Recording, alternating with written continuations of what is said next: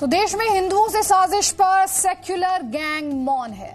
महाराष्ट्र के पालघर में साधुओं की हत्या के बाद देश भर का संत समाज गुस्से में है। संत समाज लगातार हत्या के आरोपियों के खिलाफ कड़ी कार्रवाई की मांग कर रहा है, लेकिन साधुओं की हत्या पर असहिष्णुता गैंग मौन है, चुप है। झारखंड के जमशेदपुर में फल की दुकान में हिंदू लिखने पर केस दर्ज हुआ था। ये खबर हमने आपको दिखाई थी। उस पर भी सेक्युलर गैंग ने चुप्पी ही साधी थी। अब पटना में सनी गुप्ता की हत्या हो जाती है, लेकिन इस पर भी असहिष्णुता गैंग चुप्पी धारण किए रहता है। ऐसे में सवाल ये उठता है कि आखिर हिंदुओं पर अत्याचार पर अवार्ड वापसी गैंग कब जागेगा, कहां छिपा हुआ है, कब सामने आएगा और कब अवार्ड वापसी शुरू होगी? ये वो सवाल जो इस खबर को देखने के बाद किसी के जहन में भी आएंगे। सीधे आपको लेकर चलूंगी पटना मेरे सहयोगी ब्रिजेश के पास। ब्रिजेश, परिवार कई तरह के आरोप लगा रहा है, परिवार गुस्से में भी है, पुलिस एक्शन की बात तो कर रही है, लेकिन ये घटना एक बार फिर से असहिष्णुता गैंग हो, डिजाइनर पत्रकार हो, इन सब की चुप्पी पर बहुत सारे सवाल खड़े करती है। बिल्कुल अदिति, और यही इस परिवार का भी आरोप है कि यहाँ पे तमाम तरह के जितने भी मीडिया है वो यहाँ पे उनका इंटरव्यू लेने पहुंची, लेकिन किसी ने उसको दिखाया नहीं, और दिखाया भी तो उसका एंगल दूसरा रखा। उसका एंगल ये रखा कि ये एक्सीडेंटल मर्डर है, मतलब कि वो कोई जानबूझकर हत्या नहीं की गई है, बल्कि हवाई फायरिंग हुई थी किसी क्रिमिनल के द्वारा और उसमें ये मर्डर हो गया, उसकी हत्या हो गई।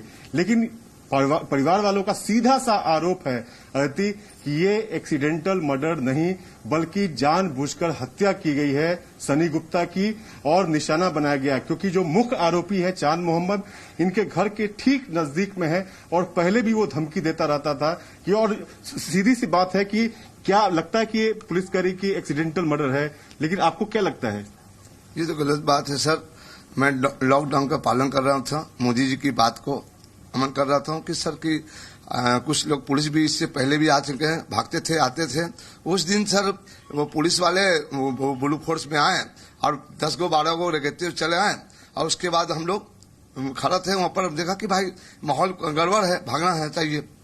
वो लोग भी जो मोहम्मद चांद है वो इधर भागने लगा हमारे घर में। हम क्या हुआ, भागो भागो इधर। हम लोग लॉकडाउन का पालन कर रहे थे सर। उसी में मेरा लड़का था खड़ा वहां पर, सन्नी को हमको कि जाओ जल्दी से। मेरा बेटा भी छोटा था वहां पर, और उसके बाद लड़का को भेज दिया मुंह पर। हम लोग नीचे गेट पर थे कि माहौल ऐसा है कि पुलिस लोग को भगा दें, और फायरिंग करते हुए सर निकला। मेरा बेटा रेलिंग पर खड़ा, उधर से टारगेट ऐसा किया सर कि अगल बगल भी सर खड़ा है, पूरा पश्चिम जिन्हें भी देखिए सब खड़ा था सर। हमारे बेटा को एकदम टारगेट लगाया गया सर। क्यों आप बताया जाए कि अगर गोली मारता तो किधर आगे सामने मारता, बाइक से लगा। बहुत बने दुखित है, इसको हम क्या बताएं सर, मेरा बोलने के लायक नहीं सर। हम क्या बताएं सर अपने आप को, हम बहुत दुखी हैं सर इसके लिए।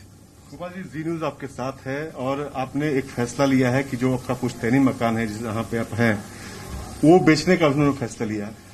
अचानक से ये फैसला हुआ कि आपको लगता है कि एक विश्वास की हत्या हुई है, सिर्फ आपके बेटे की हत्या नहीं हुई है बल्कि एक विश्वास कहा जाता है उसकी हत्या हुई है। इस कॉलोनी में आप 40 साल से रहते थे, लेकिन अचानक से आपका बेटा मरा। अचानक से ये फैसला क्यों लेना पड़ा?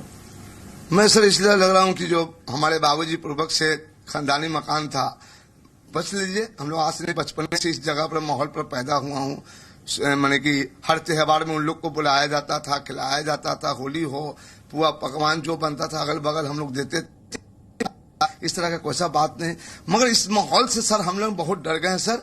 ये नहीं कि आज वो किया, इससे 2 दिन पहले भी केस उसका है और बहुत रिकॉर्ड खराब है सर उसका।